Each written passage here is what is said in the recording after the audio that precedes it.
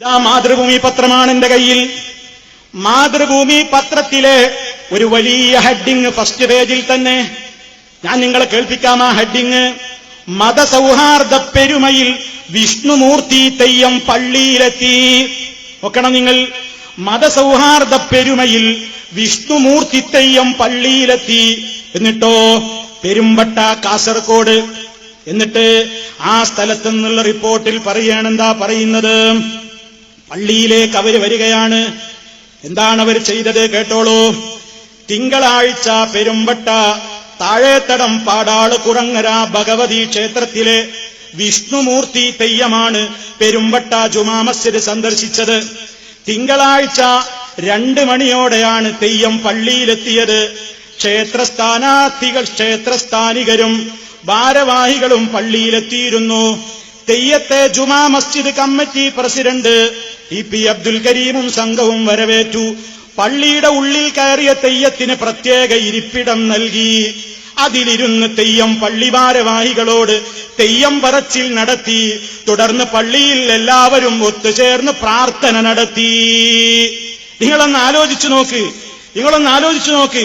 അങ്ങനെ തെയ്യം പള്ളിയിലിരുന്ന് പ്രത്യേകമായി പ്രാർത്ഥന നടത്തി എന്ന് മാത്രമല്ല, നിങ്ങളൊന്ന് ആലോചിച്ചു നോക്കൂ പ്രിയപ്പെട്ടവരെ. ഒരു തെയ്യം, ഒരു വിഷ്ണുമൂർത്തി തെയ്യം പള്ളിയിൽ വരിക, പള്ളിയിൽ പ്രത്യേക ഇരിപ്പിടം കൊടുക്കുക, എന്നിട്ട് അദ്ദേഹം അവിടെ ഇരുന്ന് കണ്ട് പ്രത്യേകമായ തെയ്യം പാട്ടുകൾ, തെയ്യം പറച്ചിൽ പറയുക. ഈ രൂപത്തിലൊക്കെ ഒരു സൗഹാർദ്ദം പ്രിയപ്പെട്ടവരെ ഇസ്ലാമിലുണ്ടോ? ഇസ്ലാമികമായിട്ട് അങ്ങനെ ഒരു സമ്പ്രദായം ഉണ്ടോ? ഹിന്ദുക്കളുടെ ആചാരങ്ങൾ അവർ ചെയ്യട്ടെ, മുസ്ലിമിന്റെ ആചാരം അവർ ചെയ്യട്ടെ, ക്രിസ്ത്യാനിയുടെ ആചാരം അവർ ചെയ്യട്ടെ.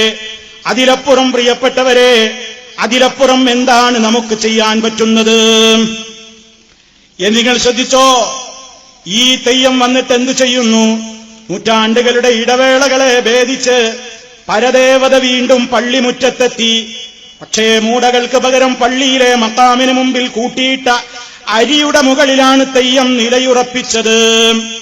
നിങ്ങൾ കേട്ടോ, ഈ തെയ്യം ഒരു കാര്യം തെയ്യം പറഞ്ഞു. അതെന്താ? തുടർന്ന് നിസ്കാരം ഉൾപ്പെടെയുള്ള കർമ്മങ്ങൾ മുടങ്ങാതെ നിർവഹിക്കാൻ തെയ്യം മുസ്ലിം സഹോദരങ്ങൾക്ക് ഉപദേശവും നൽകി. നോക്കണം, ആ ഒരു കാര്യത്തിൽ തെയ്യത്തിനൊരു വിവരമുണ്ട്. എന്താ? അത് നമ്മൾ മാപ്പിളമാർക്കില്ലാത്തൊരു വിവര. 5 നേരം നിസ്കാരം മുടക്കരുത് എന്ന് തെയ്യം പള്ളിയിൽ വന്നിട്ട് ഉപദേശിച്ചു. നമ്മളെ ചങ്ങാരിമാരെക്കാൾ തെയ്യത്തിന് ഇൽമുണ്ട്. കാരണം എന്താ? നമ്മളെ ചില ചങ്ങാരിമാര് പറയുന്നത് നിസ്കരിച്ചില്ലേലും കുഴപ്പമൊന്നുമില്ല, മൗലൂദ് ഓതിയാ മദീന. പക്ഷെ തെയ്യത്തിന് അതിനോട് യോജിപ്പില്ല. തെയ്യം പള്ളിയിൽ വന്ന് പ്രത്യേക ഇരിപ്പിടൊക്കെ കിട്ടിയപ്പോ തെയ്യം പറച്ചിലൊക്കെ കഴിഞ്ഞിട്ട് പറഞ്ഞു, മുസ്ലിമീങ്ങൾ നിങ്ങളൊക്കെ എല്ലാവരും നിസ്കാരമൊക്കെ കൃത്യമായിട്ട് ചെയ്യണം. പള്ളിയിലേക്ക് മുത്തുക്കുടകളുടെയും വാദ്യമേളങ്ങളുടെയും അകമ്പടിയോടെ എത്തിയ തെയ്യത്തെ ജുമാ മസ്ജിദ് ഭാരവാഹികൾ സ്വീകരിച്ചു.